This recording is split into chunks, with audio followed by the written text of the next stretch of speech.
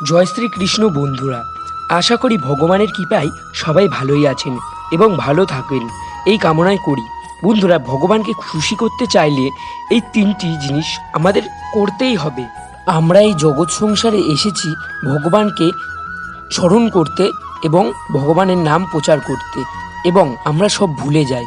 আমরা গর্ভাবস্থায় যখন থাকি তখন ভগবানের সঙ্গে আমাদের কথা হয়। আমরা বলি যে আমরা জগৎ সংসারে এসে তোমার নাম প্রচার করব, তোমার ভক্তিতে লীন হয়ে যাব, কিন্তু আমরা সকলেই এটা ভুলে যাই।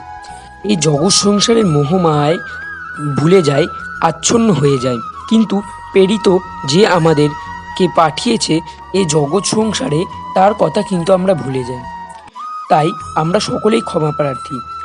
আমাদের এ কথাটি ভুলে যায় যে ভগবানের নাম করা আমাদের প্রথম কর্তব্য। ভগবানকে খুশি করার জন্য প্রথম যে কাজটি করতে হবে সেটি হলো প্রতিদিন গীতা পাঠ করতে হবে। হ্যাঁ, প্রতিদিন পাঠ করলে ভগবানকে দেখতে পাবে, আর আমাদের মধ্যে বিরাজ করবে ভগবান শ্রীকৃষ্ণ। কারণ গীতা হচ্ছে ভগবান শ্রীকৃষ্ণের নিজস্ব বাণী, যা সত্যর থেকেও সত্য। পৃথিবীতে আর কিছু নেই, তা আমরা সকলেই জানি, কিন্তু আমরা সেটা করার টাইমই পাই না। কিন্তু আমাদের প্রত্যেক দিনই গীতা পাঠ করতে হবে।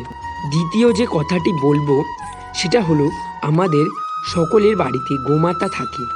সনাতন ধর্মে সবথেকে গুরুত্বপূর্ণ আমাদের মাতার পরের স্থানই হয় গোমাতার।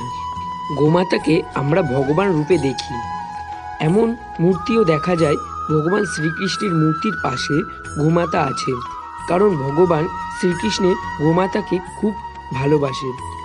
যদি গোমাতাকে আমরা প্রতিদিন কিছু খাবার খাওয়াতে পারি, তাহলে আমরা জানি সবার বাড়িতে গোমাতা নেই, পাড়ায় কারো বাড়িতে আছে। সেই বাড়িতে গিয়ে যদি আপনি গোমাতাকে কিছু খাবার দিয়ে আসতে পারেন, তাহলে ভগবান আপনার ওপর খুব খুশি হবে এবং ভগবান আপনার ওপর কৃপা হবে এবং ভগবান খুব খুশি হয়ে যাবে আপনার উপরে। এইভাবেই আমরা ভগবানকে খুশি করতে পারি।